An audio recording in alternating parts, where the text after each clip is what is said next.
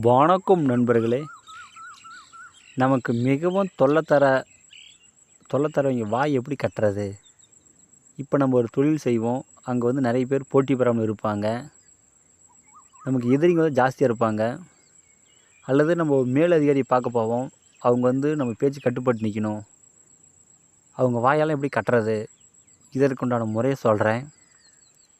நீங்கள் கண்டிப்பாக செய்து பாருங்கள். இது உங்களுக்கு வந்து லட்சம் சதவீதம், கோடி சதவீதம் வெற்றியாகும். இது ஒரு சின்ன மந்திரம் தான். இந்த மந்திரம் வந்து வளர்பிற ஞாயிற்றுக்கிழமை என்று இந்த பூஜை பண்ணுங்கள்.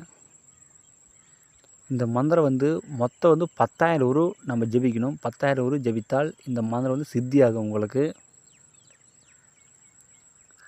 ஒரு நாளைக்கு 108 உரு ஜெபித்தாலும் சரி, அல்லது ஒரு நாளைக்கு 1008 ஜெபித்தாலும் சரி, அல்லது ஒரே நாளில் 10,008 உரு ஜெபித்தாலும் சரி, மொத்தம் வந்து நம்ம 10,000 உரு ஜெபித்தால் இந்த மந்திரம் வந்து சித்தியாகும். பிறகு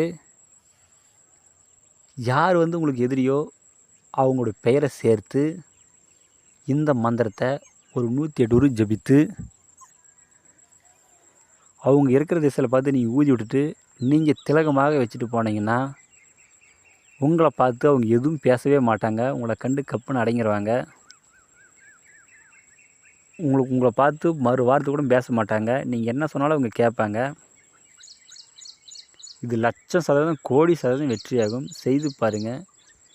இதற்குண்டான மந்திரம் வந்து நான் மேலே கொடுத்துருக்குறேன். இந்த மந்திரத்தை வந்து பார்த்து சித்தி பண்ணிக்கங்க. இந்த வீடியோ வந்து உங்களுக்கு பிடிச்சிருந்தா எல்லாத்துக்கும் ஷேர் பண்ணுங்கள், லைக் பண்ணுங்கள், சப்ஸ்கிரைப் பண்ணுங்கள்.